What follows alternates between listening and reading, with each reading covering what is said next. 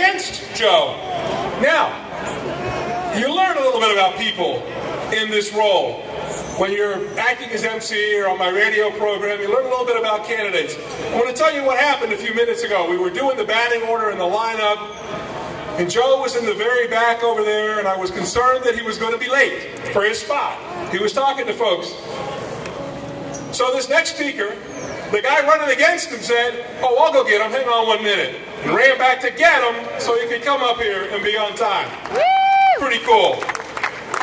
Byron Donalds recently formed an exploratory committee to run also for Connie Mack's seat in District 14. He's here today as a supporter of the fair tax and as someone who believes that congressmen we elect in 2012 must elevate the tax reform debate to the American public and not settle for more tax code manipulation by either party. Byron is a well-respected community leader in Southwest Florida.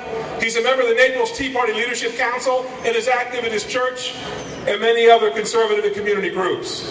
His vision includes restoring sound fiscal policy to Washington and escalating the national discussion of limited constitutional government and how it's essential for America's survival.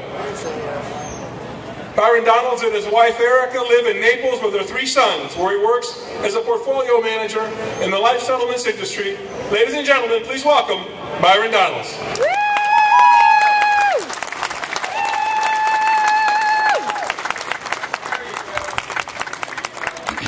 Thank you, Tico.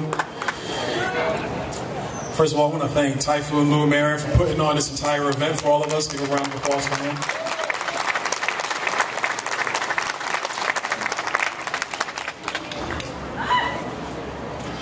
Barack Obama is not our political opponent. What do I mean by that? He's just a man. But it is his ideas that we find ourselves battling here in America today. Ladies and gentlemen, for 100 years in this nation, we have been battling progressive left politicians, whether they be Woodrow Wilson, FDR, LBJ, or the most recent incarnation, Barack Obama. Woo!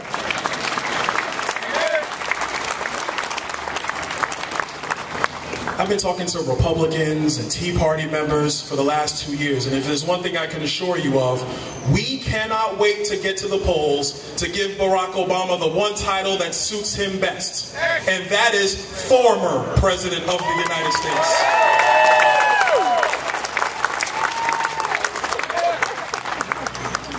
However, I got a question for you.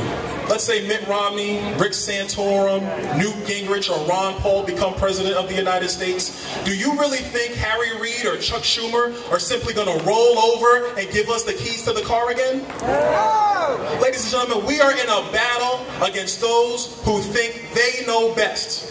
And the only way we're going to win is to elect men and women who go to Washington, D.C. and do 2 things. Number 1, do the people's business. But number 2, and more importantly, they must become advocates and they must have a vision unapologetically and consistently to promote limited constitutional government and individual sovereignty in America.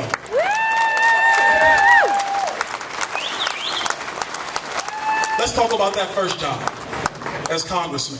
You go to Washington, you pass bills, you sponsor legislation. I am a supporter of the fair tax. And as the next congressman for the 14th district, I will co-sponsor and I will push for its passage. I support the fair tax for one very important reason among many. I believe it restores the proper relationship between government and its people. Yes.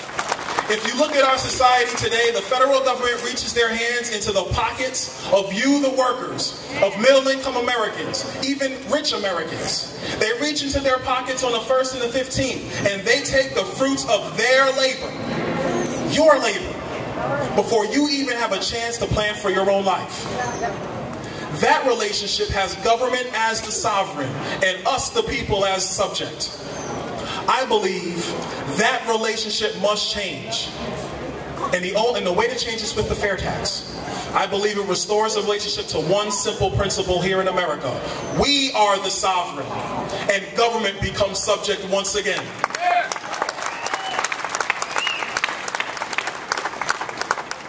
Let's talk about job number 2.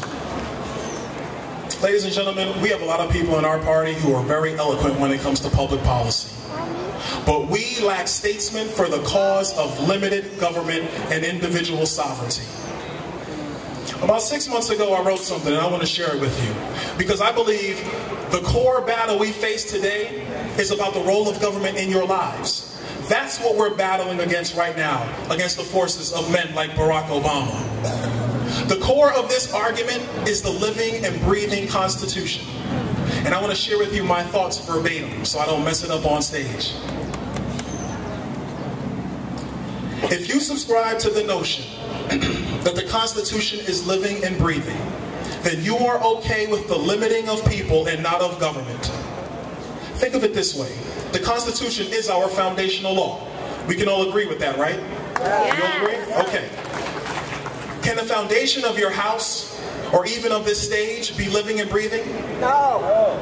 Can the foundation of this stage adjust its very nature or chemistry, depending on whether it is hot or cold, or rainy or windy? No. If that were the case, we would condemn such a structure, because it would limit our ability to do what we wish. To come here and listen to a concert, listen to some guy running for Congress, lay down on it on a hot sunny day, take a nap, or do whatever the human heart desires. How then is it possible for us to seek our own desires if our foundational law can have its own chemistry changed by the whim of a politician or group of politicians? That instability would limit our ability to plan for our lives. That instability erodes the liberty of men. That instability is what countless people have lived under throughout world history. So that there can be no question, and that there is no wonder, that the greatest achievement in world history happened here. Where the rule of law was stable to allow for the liberty of man. When was the last time you heard a Republican talk like that? Ladies and gentlemen, my name is Byron Donalds, and I'm running for Congress in the 14th District. And we need more men and women who understand that our cause in this party is liberty. And that liberty, that special role between us and the government, where we are the sovereign and government is the subject, will preserve this nation not only for me and for my children, but for countless Americans yet to be born. Thank you very much.